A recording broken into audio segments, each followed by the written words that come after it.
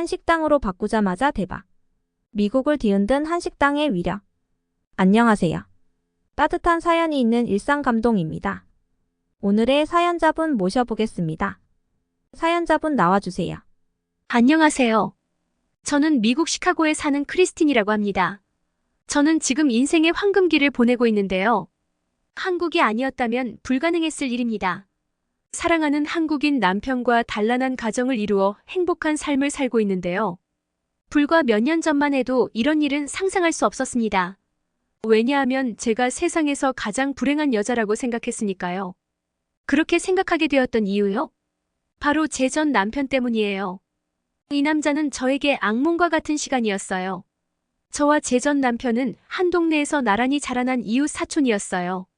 저희 부모님은 샌드위치 가게를 하시고 그 친구 부모님께서는 정육점을 하셨는데 제 부모님 샌드위치 가게에 들어가는 고기와 햄은 모두 그 친구 부모님께 받아다 썼습니다. 고기도 정말 좋은 걸 가지고 오시고 햄도 직접 만드시거든요. 지금 생각해도 마트에서 사 먹는 햄과는 차원이 다른 맛이긴 했습니다. 부모님 가게가 그래도 잘 된 덕에 저는 대학 진학을 하지 않고 부모님의 가게를 물려받기로 했습니다. 돌이켜보면 참 단란하고 행복했던 시간이었어요. 부모님 가게는 안정적으로 장사가 잘 됐고 저는 하나씩 일을 배우며 가게 전반적인 업무를 익혔습니다. 그리곤 일이 끝나면 남자친구와 데이트를 했어요. 그 친구도 부모님 가게를 물려받기로 해서 부모님 가게를 돕고 있었는데요. 3년쯤 지났을 무렵 남자친구에게서 청혼을 받았어요.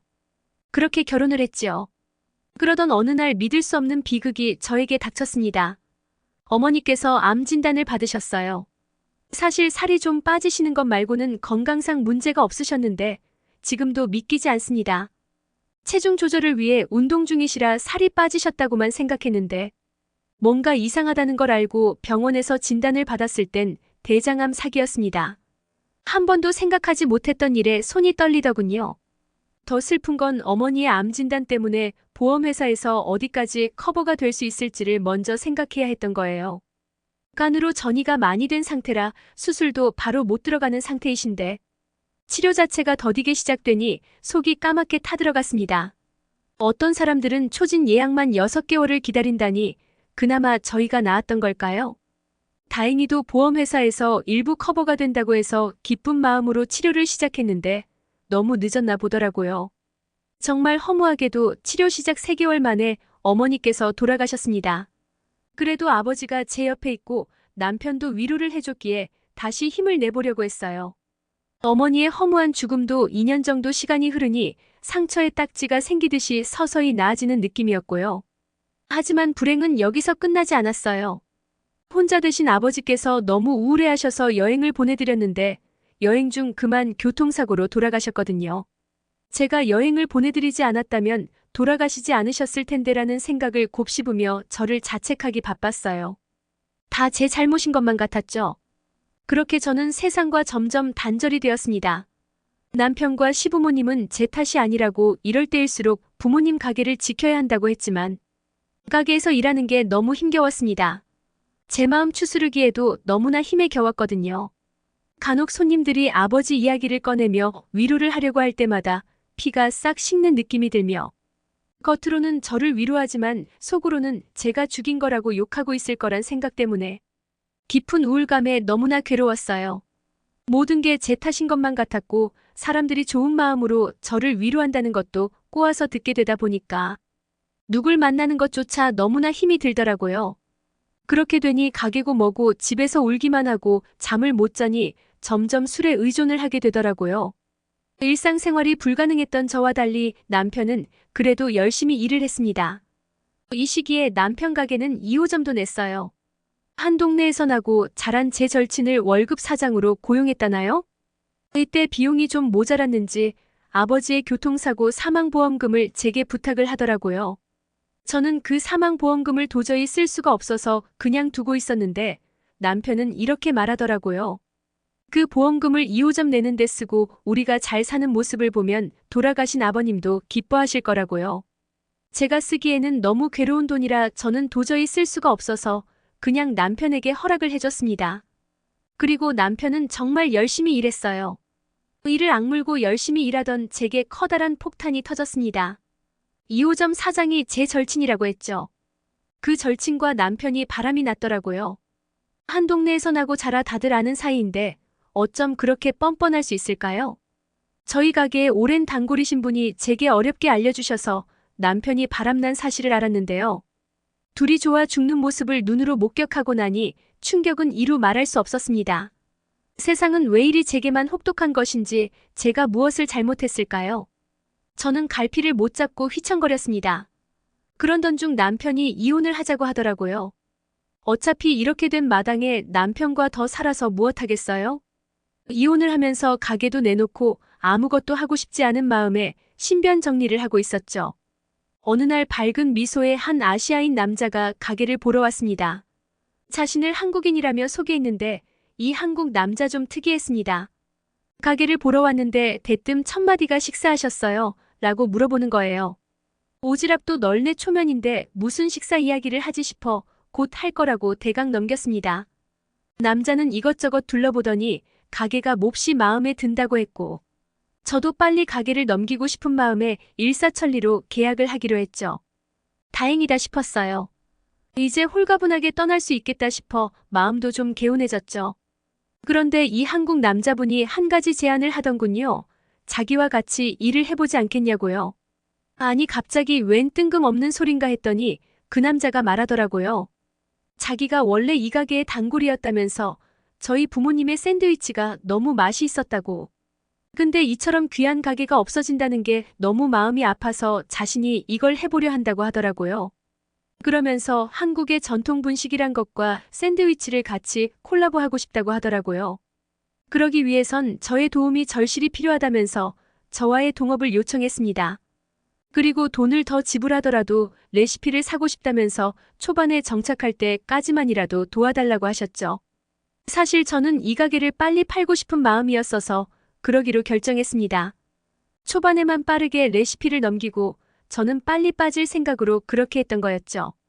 그렇게 저는 이 한국 남자의 음식점에서 일을 하기로 했습니다.